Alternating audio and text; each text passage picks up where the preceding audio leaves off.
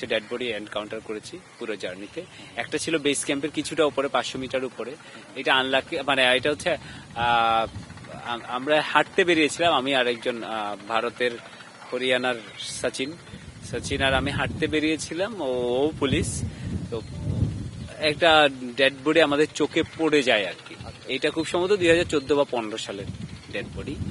হ্যাঁ, ওটা আমার ছবি তোলার এটা ধারণা হচ্ছে খুম্বু আইসফলে সাধারণত ডেড বডি থাকে না, কারণ খুম্বু আইসফলের উচ্চতা তো অত বেশি না, ওখান থেকে ডেড বডি হচ্ছে রিমুভ করা সহজ।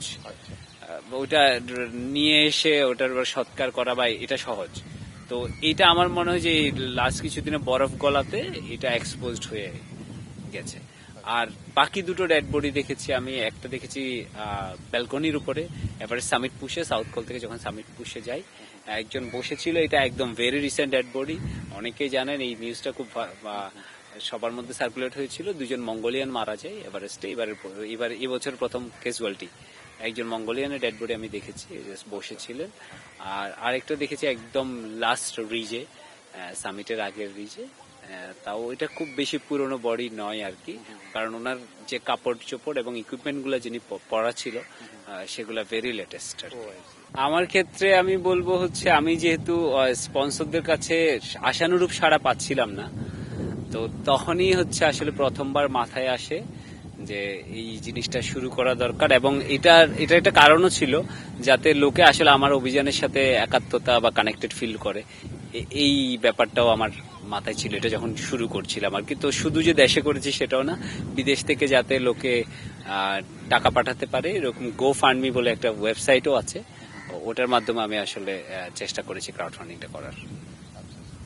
এটা কি সম্ভব হয়েছে টোটাল বাজেটটা রেডি করা? না, ওই যে আমি যেটা বলছিলাম, আমার অলমোস্ট আরো 15-16 লাখ টাকার মতো লোনও করতে হয়েছে স্টিল আর কি। তো একটা ওখান থেকে ডেফিনেটলি আমি একটা খুব সাবস্টেন্সিয়াল অ্যামাউন্ট একটা পেয়েছি, যেটা আমার অভিযানে খুব ভালো হেল্প করেছে।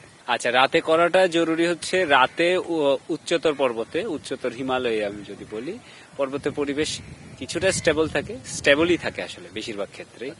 আর দিনে ক্লাইম্ব করতে গেলে একটা মুশকিল থাকে যে সূর্যের আলো যখন দেখা দেয় তখন, এবার যেহেতু আমরা খুব একদম হাই মাউন্টেনে যাচ্ছি, ওই সময় এবার সূর্যের আলো পড়ে এবার তুষারধস বা এগুলার চান্সেস বেশি থাকে। আর পর্বতে হচ্ছে ওই যে আপনাকে বলছি, আপনি নিজেও তো ট্র্যাক করেন, 12টা-1টার পরে কিন্তু ওয়েদার খারাপ হবেই দিনের বেলা। তো ওই টাইম যাতে, যেহেতু আমি লম্বা সময়ের জন্য বেরোচ্ছি, আমি কোনো ক্যাম্পে যাচ্ছি না, ওখানে গিয়ে থাকছি না, আমাকে আবার ফিরতে হবে চূড়ায় গিয়ে, চূড়া তো থাকার জায়গা নয়, ফিরতে হবে। তো ওই পুরো সময়টা অনেক আসা যাওয়া দুইটা, যেটা 2-ওয়ে জার্নি, ফেরার সময়টাও লাগবে। তো সেই জন্য হচ্ছে সন্ধ্যা বা রাতের দিকেই সামিট পুশটা ইউজুয়ালি করা হয়।